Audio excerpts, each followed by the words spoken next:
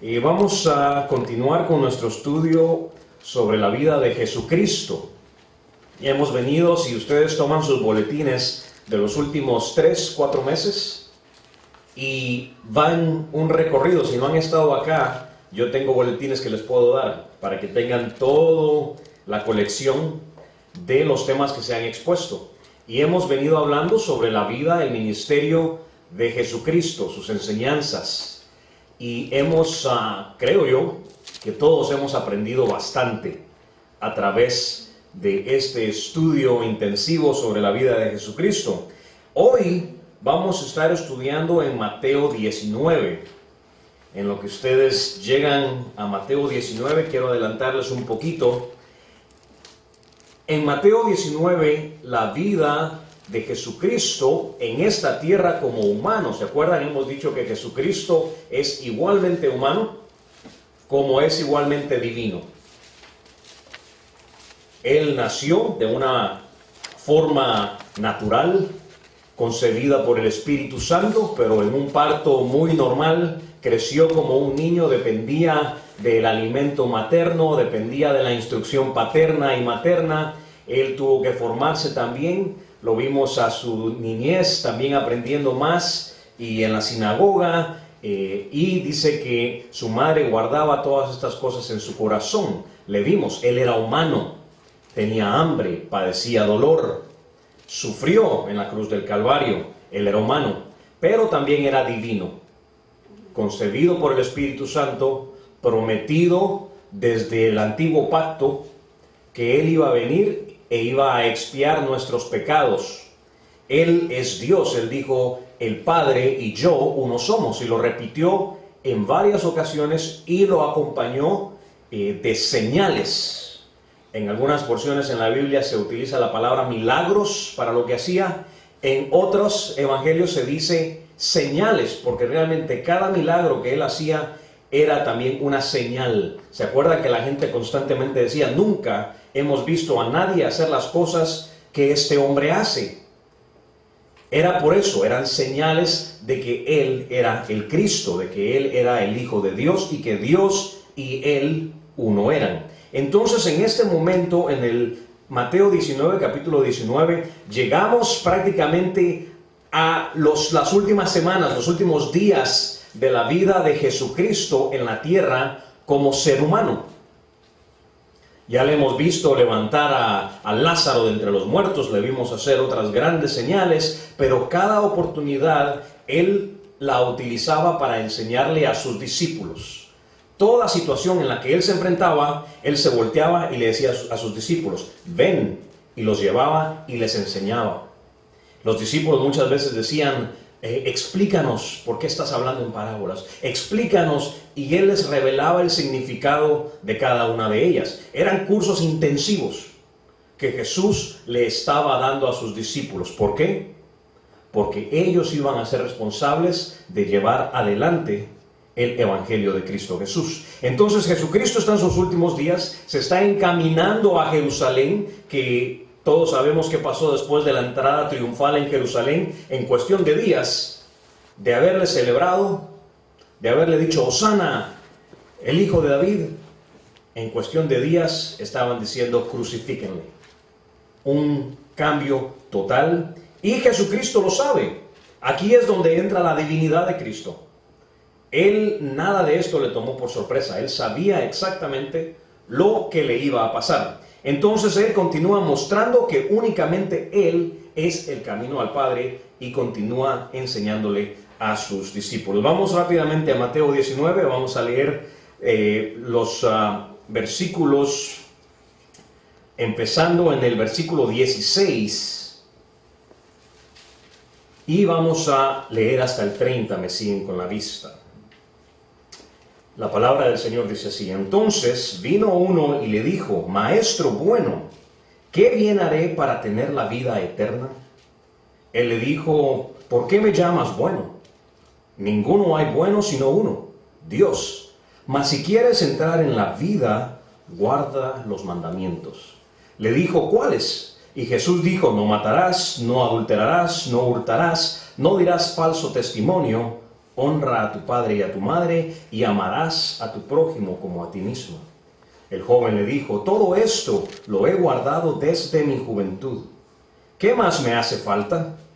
Jesús le dijo, si quieres ser perfecto, anda, vende lo que tienes y dalo a los pobres, y tendrás tesoro en el cielo.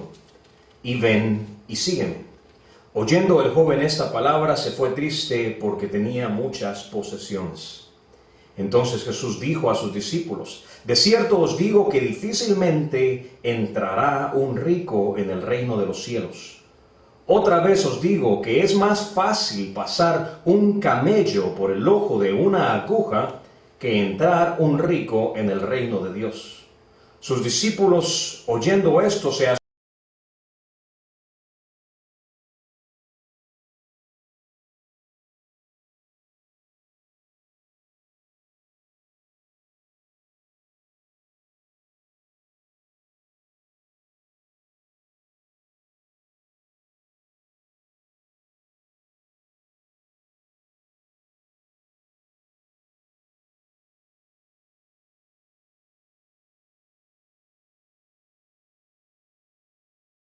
vosotros que me habéis seguido, también os sentaréis sobre 12 tronos para juzgar a las 12 tribus de Israel.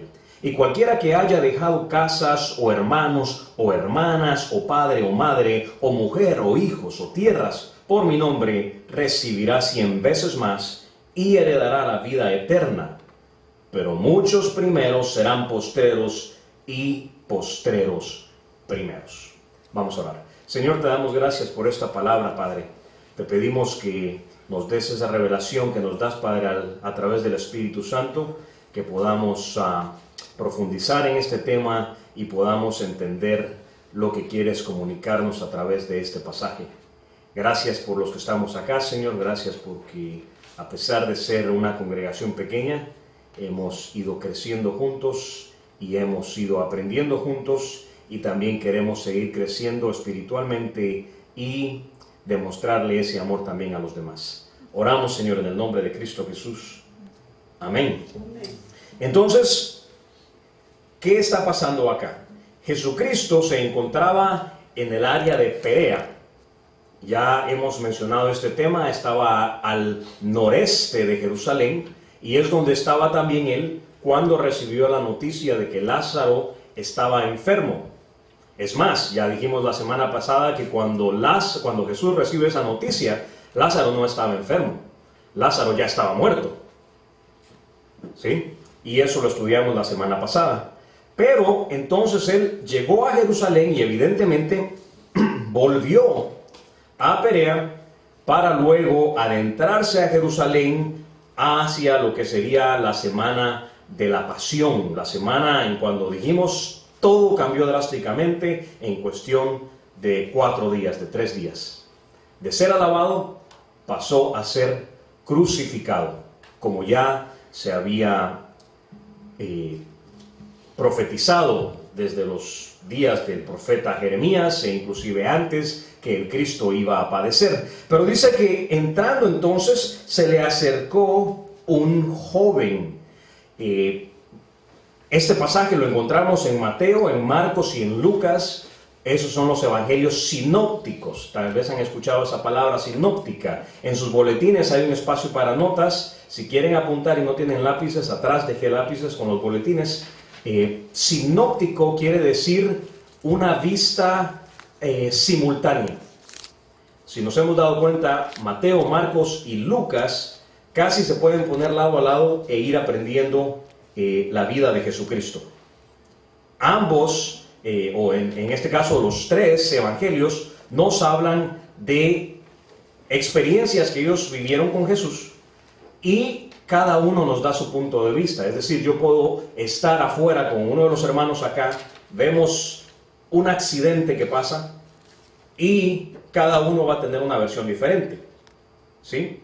Porque uno lo ve de cierto ángulo, uno le pone atención a más detalles. Eso es lo que está pasando. Entonces los 3 evangelios sinópticos nos hablan de lo mismo, pero cada quien desde una perspectiva diferente. Por eso se le llaman sinópticos. Entonces nos concentramos en Mateo porque Mateo nos incluye al final una parábola que no está en Lucas y no está en Marcos.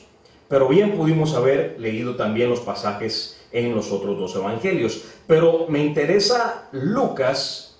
Dice que el joven que se le acerca era un joven rico. Es más, le llama príncipe. ¿Se dan cuenta? Dice, aconteció que cuando, estamos en el 16, vino un joven y le dijo. En Lucas dice que vino un joven rico y que era príncipe. Es decir, tenía muchas riquezas. De entrada nos da a entender que quizá era un líder dentro de la sinagoga.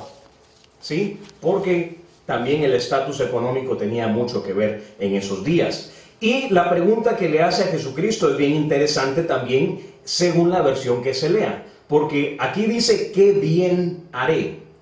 ¿Sí? Dice, ¿qué bien haré para tener la vida eterna? En los otros evangelios dice, ¿qué haré? ¿Qué haré? Pero me gusta lo que dice Mateo porque dice, ¿qué bien? ¿Se acuerdan? En el Antiguo Testamento los judíos seguían pensando que a través de las buenas obras ellos iban a alcanzar la salvación. Entonces la pregunta que le hace es, ¿qué bien haré? Es decir, ¿qué buena obra debo hacer para llegar a la vida eterna? Ellos decían que iban acumulando y acumulando y acumulando buenas obras hasta alcanzar la salvación. Y es interesante entonces también entender el concepto de los judíos y la salvación, al igual que el estatus económico y la salvación. Para ellos, entre más rica o más posesiones tuviese la persona, más podía ofrendar, y entre más ofrendaba, más gracia del Señor podía recibir. Y Jesucristo de entrada va a romper esta tradición y esta costumbre. Ya vamos a llegar ahí. Entonces este joven le dice, ¿qué he de hacer? Y Jesucristo le dice, manda los mandamientos o guarda los mandamientos. Es evidente que este hombre los conocía, que los guardaba, y es evidente también que estaba tratando de buscar más de Dios. Él era un hombre bueno, hacía buenas obras, cumplía los mandamientos. La respuesta de Jesucristo es interesante porque también le dice más adelante, ¿por qué me dices bueno? Bueno, solo hay uno y ese es Dios. Él no se está separando de Dios, está diciendo Dios es uno y yo soy otro y el bueno es Dios, ¿por qué me dices a mí bueno? Parece contradictorio, ¿no? Que le diga yo no soy bueno, bueno es solo Dios. Bueno, sigamos leyendo y vamos a entender por qué hace esta breve mención y pareciera contradicción. Es porque él está precisamente enfocándose en la universalidad del pecado. Repetimos, ellos creían que entre más bien hacían, más salvos eran. Y Jesucristo les dice, no. Ya en Romanos Pablo nos decía que por cuando todos pecaron, todos hemos sido destituidos. ¿Sí? Todos pecaron, hemos sido, me incluyo yo, cada uno de los que estamos acá, todos somos pecadores. Y Juan nos dice en la primera carta a Juan que el que dice que no es pecador y que no tiene pecado, que es un mentiroso. Primera de Juan 1:8. Dice, todo aquel que dice que no tiene pecado es un mentiroso, y es más, dice, hace a Dios mentiroso. Pero también nos dice que si confesamos, Él es fiel para perdonar nuestros pecados.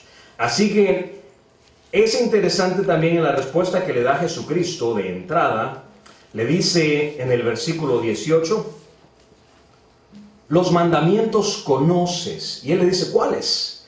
Son cuáles que reta a Jesús y le quiere decir, los he guardado. Pero le dice, ¿cuáles? Jesucristo le responde. ¿Cuál es la respuesta de Jesucristo?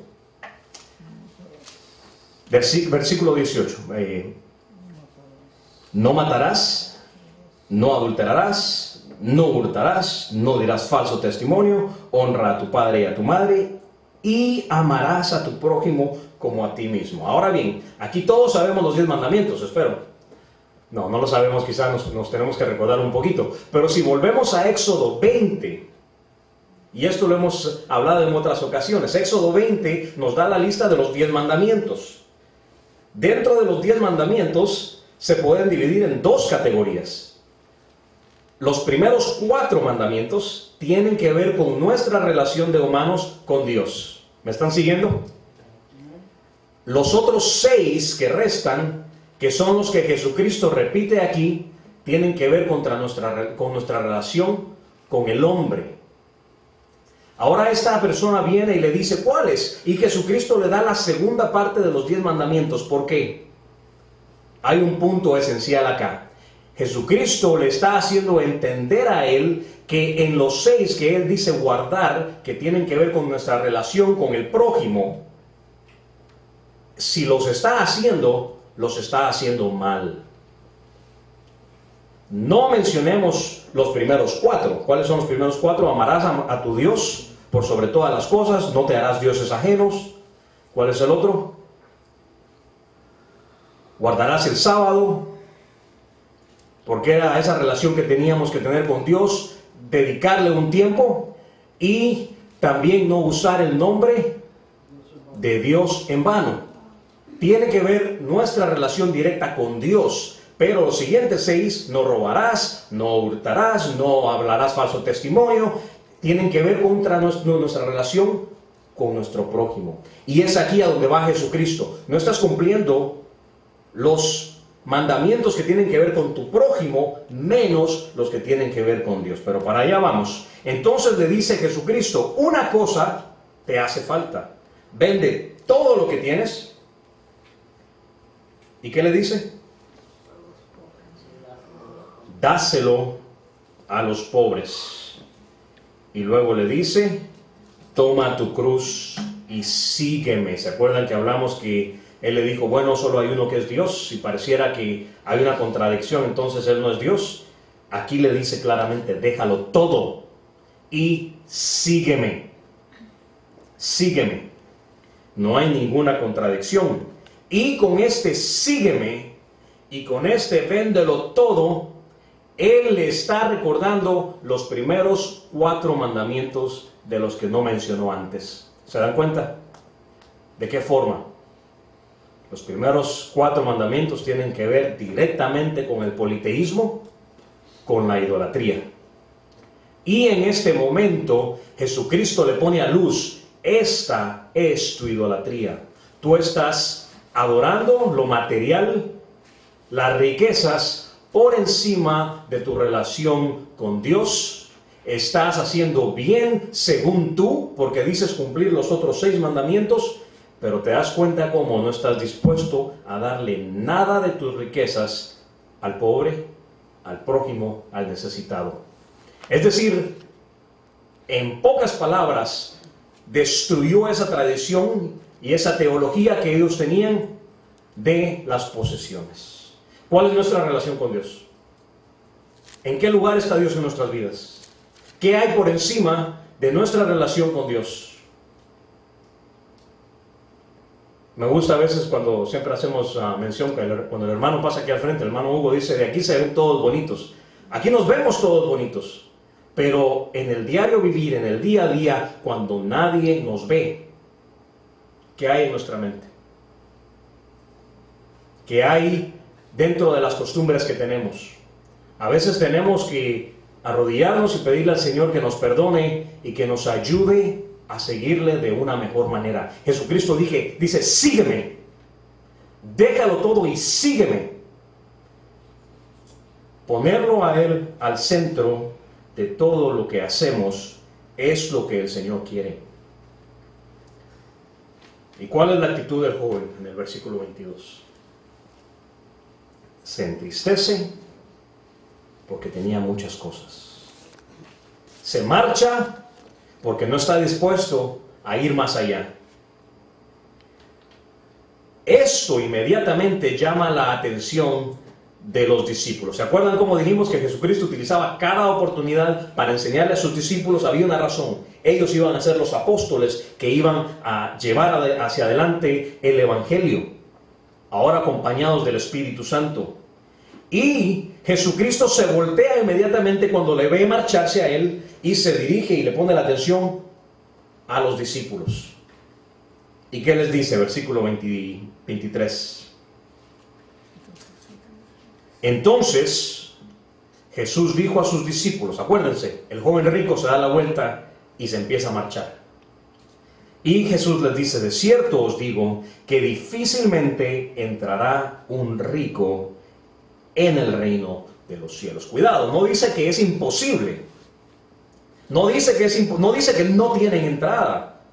Vamos a Juan 10, cuando está hablando del buen pastor, y él dice, yo tengo un rebaño. Yo tengo un rebaño que está preparado, pero también tengo otras ovejas que no son de mi rebaño, que yo tengo que ir a buscarlas. ¿Sí?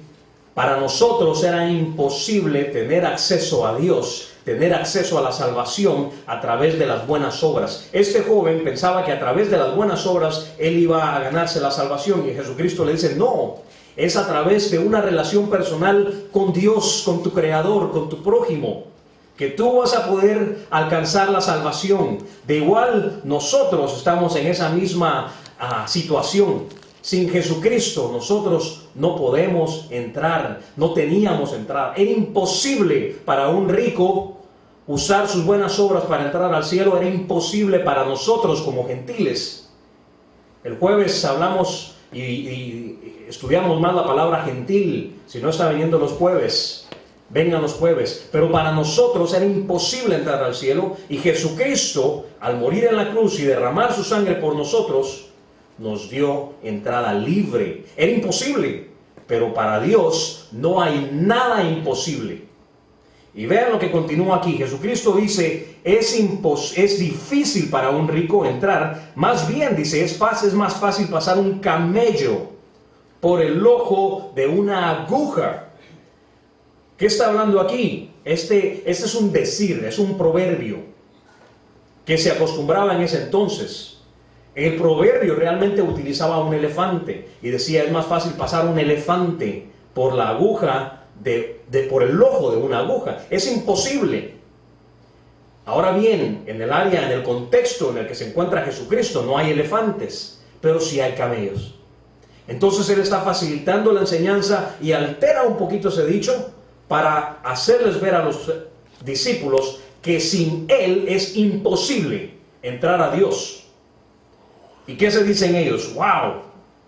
¿Quién pues podrá ser salvo? Versículo 26. Y mirándolos Jesús les dijo, para los hombres esto es imposible, mas para Dios todo es posible. Jesucristo abrió para nosotros camino al cielo.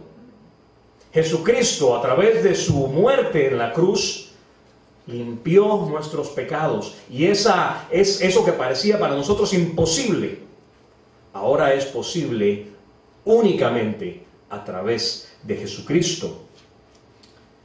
Pero Pedro, muy astuto, porque ¿cuál es la diferencia?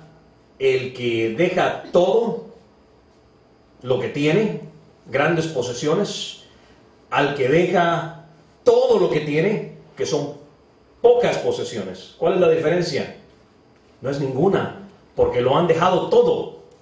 Es decir, no miremos la cantidad, miremos la actitud que tenemos a la hora de venir a la presencia del Señor. Y Pedro tiene una de esas chispazos, como decimos nosotros, y dice él, nosotros lo hemos dejado todo, ¿qué recompensa tendremos? Ahora bien, se han dado cuenta en otras ocasiones, Jesucristo reprendía a Pedro especialmente, ¿se acuerdan? Pedro siempre esos chispazos a veces lo metían en problema. En una ocasión, él quería persuadir, evitar, prevenir que Jesucristo caminase a la muerte, y le dice, Señor, ten misericordia de ti mismo, que no te pase lo que dices que te va a pasar. ¿Y qué le dice Jesucristo? Apártate de mí, Satanás. Porque él reconocía que estaba siendo influenciado en ese momento, estaba siendo utilizado en ese momento. Pero aquí no hay una reprensión a Pedro. Aquí el Señor no corrige a Pedro porque le está pidiendo algo a cambio. Es una pregunta y es un punto de madurez a que Pedro ha llegado y dice, nosotros claro, no tenían las riquezas que tenía este joven rico, pero Jesucristo se da cuenta que sí lo han dejado todo. Dejaron todo lo que tenían, dejaron las redes, dejaron su familia, dejaron las barcas, dejaron sus trabajos, dejaron sus ocupaciones y le siguieron. Y entonces Jesucristo le dice: de cierto os digo que en la regeneración, cuando el Hijo del Hombre se siente en el trono de su gloria, ustedes que me han seguido también se sentarán y juzgarán a las 12 tribus de Israel. Versículo 29. Y cualquiera que haya dejado casas, o hermanos, o hermanas, o padre, o madre, o mujer, o hijos, o tierras por mi nombre, recibirá 100 veces más y heredará la vida eterna. No está hablando de posesiones materiales, no está hablando de una prosperidad en esta tierra, está hablando de la riqueza que nos esperan en los cielos. Es mentira cuando nos dicen que si Dios nos ama en este mundo tenemos que vivir en riqueza, en abundancia, en prosperidad. Eso ya lo dejamos atrás. Eso es lo que creía el joven rico. Eso es lo que se creía en el judaísmo. Pero Jesucristo les dice: recibirán 100 veces más y heredará la vida eterna. Y atención en el versículo 30. Pero muchos primeros serán postreros y postreros primeros. ¿Se acuerdan? El rico dejó mucho, los apóstoles dejaron poco, pero Jesucristo ve que lo dejaron todo. Y con esta frase, Él nos conecta con la parábola que viene después. Pero muchos primeros serán postreros y postreros primeros. ¿Qué quiere decir eso? Jesucristo nos ve a todos iguales. El que predica es igual al que viene a limpiar el edificio. El que enseña es igual al que quizá entra a la clase, nunca habla, pero está presente. En el cuerpo del Señor Jesucristo todos somos iguales. Y Él les dice, creo que en este momento notó la confusión de sus discípulos y nuevamente Él se voltea y les dice lo siguiente: porque el reino de los cielos es semejante a un hombre, padre de familia, entramos al capítulo 20, que salió por la mañana a contratar obreros para su viña. Esto es muy fácil de ilustrarlos en nuestros días, porque hace poco yo estuve remodelando mi casa y estuve tentado, gracias a Dios, a un primo vino de Guatemala y me ayudó un poco, pero estuve tentado a ir a traer jornaleros, de estos que llegan ahí temprano a Home Depot y están ahí. Ustedes lo han visto, ¿sí? Llegan y se paran y esperan y están negociando. ¿Cuánto me paga el día? Tanto. Bueno, vamos, y se van. ¿Cuánto me paga el día? Ah, no, ya no. No voy a hacer todo ese trabajo por tan poquito dinero. Y están así. Pero, ¿qué va pasando conforme el día va avanzando? La desesperación, ¿no? La desesperación entra. Y bueno, pues ya la negociación cambia un poco, ¿no? Eso es lo que está pasando acá. Evidentemente, en momentos cuando la cosecha estaba lista, una sola persona no podía plantar sus extensiones de tierra. Entonces iba y buscaba jornaleros. Y dice que este hombre se levantaba de mañana, se levantaba de mañana e iba a contratar obreros para su viña. Ahora atención aquí. El día laboral no ha variado mucho. En las fábricas empieza a las 6 de la mañana y si les piden que trabaje 12 horas salen hasta las 6 de la tarde. En la cultura judía, el día laboral empezaba en el alba, como decían, ¿no? Al salir el sol, a las 6 de la mañana y terminaba a las 6 de la tarde. Eran 12 horas. Por eso cuando se dice a la primera hora, empiezan a contar desde las 6, es decir, de 6 a 7 es la primera hora. Entonces a las 7 es la primera hora. Las 8 es la segunda hora. Las 9 es la tercera hora. Por lo tanto, las 12 del mediodía es la sexta hora. Y así nos ayuda a entender lo que está pasando acá. Sigamos leyendo. Entonces dice, versículo 2, salió a contratar obreros y habiendo convenido con los obreros, 1 denario al día, ese era el salario justo que equivalía a un día de trabajo, los envió a su viña. Es decir, hubo un acuerdo. Los obreros dijeron, bueno, por un denario al día es justo, nos vamos. Hubo un acuerdo y se fueron a trabajar. Y habiendo convenido con los obreros en un denario al día, los envió a su viña. 3. Saliendo cerca de la hora tercera del día, vio a otros que estaban en la plaza desocupados. ¿A qué hora salió? A la hora tercera. Y en sus boletines les puse ahí una tablita también. Entonces la hora tercera es a las 9 de la mañana. Es decir, ya se habían perdido 3 horas de trabajo. Y ellos seguían esperando y vio que estaban ahí. Bueno, dijo, están sin, váyanse. Entonces, pero vean lo que dice. Entonces, saliendo cerca de la hora tercera, vio a otros que estaban en la plaza desocupados y les dijo, id también ustedes a mi viña y les daré lo que sea justo. Y ellos fueron. Es decir, estos ya estaban desesperados, ya la desesperación de que eran las 9, que no iban a tener el salario de un día completo para alimentar a sus familias, ni negociaron, se fueron. El día de hoy, quizá cuando llega el pick-up, estos se hubieran tirado de una vez encima del pick-up para irse a trabajar. No negociaron, lo que querían era irse y confiaron que les iban a dar lo que era justo por el día, por lo que iban a trabajar. 5. Salió otra vez cerca de las horas sexta y novena, que es la hora sexta y novena. Hora sexta son las 12, hora novena son las 3 de la tarde. Imagínense la desesperación de los hombres que a la hora sexta, al mediodía y a las 3 de la tarde les quedaban solo 3 horas por laborar. A las 3 de la tarde todavía estaban desocupados. Esa desesperación ha de ser fea.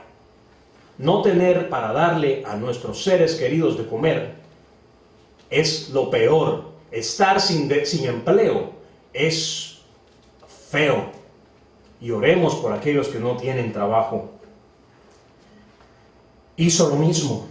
Y saliendo cerca, dice, de la hora 11, aquí es donde quiero que deje un blanco ahí en sus boletines, ¿lo ven? ¿Cuál es la hora 11? La hora 11. ¿Cuántas horas laborales habían? 12. Si las 12 horas se dan a las 6 de la tarde, eran las 5 de la tarde. Eran las 5 de la tarde y habían personas que no habían alcanzado a laborar. Posiblemente gente que ese día no iba a comer. 5 de la tarde. Y saliendo cerca de la hora 11, versículo 6, halló a otros que estaban desocupados y les dijo, ¿por qué estáis aquí todo el día desocupados? Le dijeron, porque nadie nos ha contratado. Él les dijo, id también ustedes a la viña y recibiráis lo que sea justo. Otra vez, no les importó, se subieron, se fueron. Cuando llegó la noche, es decir, cuando llegó las 6 de la tarde y era hora de enviarlos a casa, el señor de la viña dijo a su mayordomo, llama a los obreros y págales el jornal. ¿Se acuerdan lo que Jesucristo había dicho? Los postreros serán primeros y los primeros serán postreros. Llama a los de los obreros y págales el jornal, comenzando desde los postreros hasta los primeros. ¿Se dan cuenta? Empezó a pagarles a los que llegaron de último. Versículo 9. Y al venir los que habían ido cerca de la hora 11, es decir, solo trabajaron 1 hora, recibieron cada uno un denario. Un momento, aquí hay un problema, ¿no? Las matemáticas fallan. Si un denario equivalía al salario de un día completo, ¿por qué estos que trabajaron 1 hora reciben un denario? Si solo trabajaron 1 hora.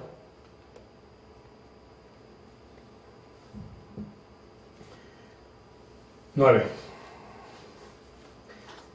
Y al venir los que habían ido cerca de la hora 11 recibieron cada uno un denario. Al venir también los primeros pensaron, los que llegaron primero dijeron, ya nos fue bien. ¿Se acuerdan? Ellos habían negociado el denario. Ellos habían negociado el denario. Y dice, pero también ellos recibieron cada uno un denario. 11. Y al recibirlo, murmuraban.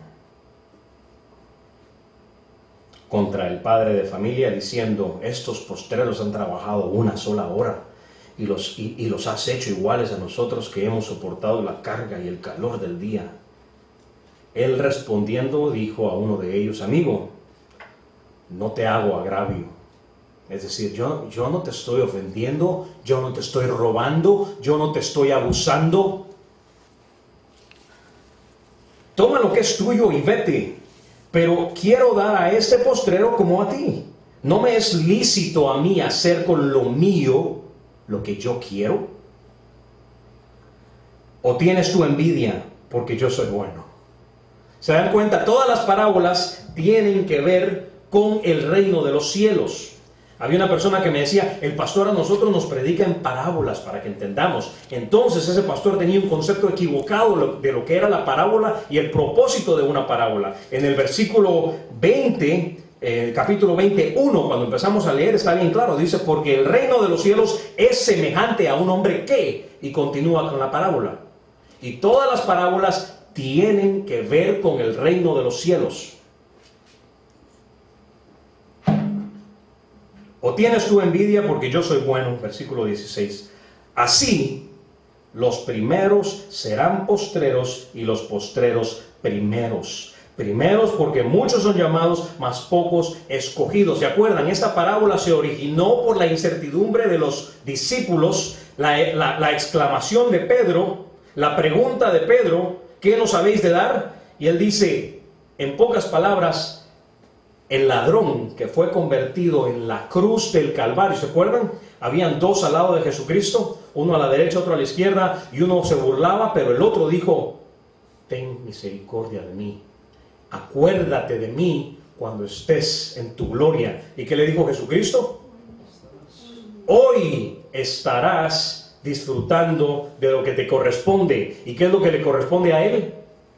Lo mismo que le corresponde a los discípulos, lo mismo que le corresponde a los apóstoles, lo mismo que le corresponde a la iglesia, lo mismo que me corresponde a mí, lo mismo que le corresponde a usted que ha estado 50, 60, 70 años en la iglesia sirviendo al Señor. ¿Por qué? Porque Dios es soberano.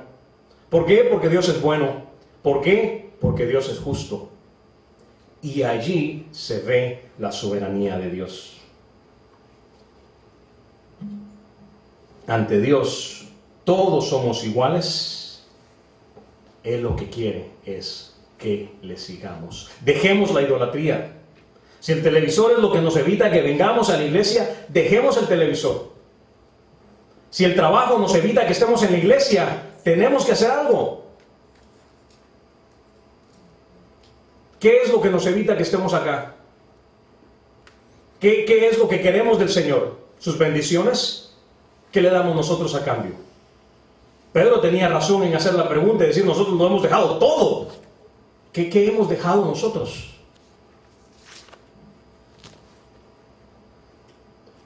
Jesucristo creo que nos ha dado una lección grande en su ministerio.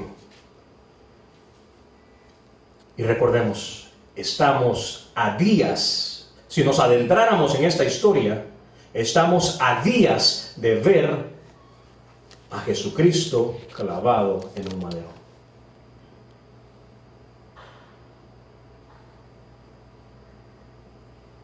Versículo 17, capítulo 20. Subiendo Jesús a Jerusalén, es decir, él iba camino a Jerusalén, tomó a sus 12 discípulos aparte en el camino y les dijo: he aquí subimos a Jerusalén, y el Hijo del Hombre será entregado a los principales sacerdotes y a los escribas, y le condenarán a muerte, y le entregarán a los gentiles para que le encarnezcan, le azoten y le crucifiquen, mas al tercer día resucitará.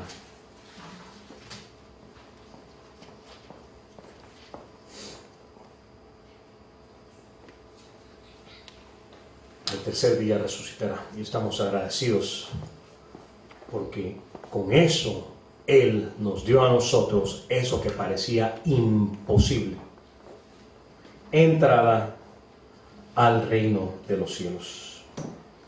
El Señor nos ha llamado a todos a servirle. Y dice que Él nos ha encomendado ministerios diferentes a cada uno, pero en su gracia y su amor infinito, Él nos ha preparado un lugar a todos. Cumplamos sus mandamientos, reconozcamos que Jesucristo es el único que nos da la entrada al reino de los cielos, amemos al prójimo. Leíamos hoy en 1 Pedro con Lester que el amor cubre una multitud de pecados. El amor cubre una multitud de pecados. Y ese amor es el que nos dio el Padre al entregar a su Hijo unigénito para que muriera por nosotros en la cruz del Calvario. Vamos a ver.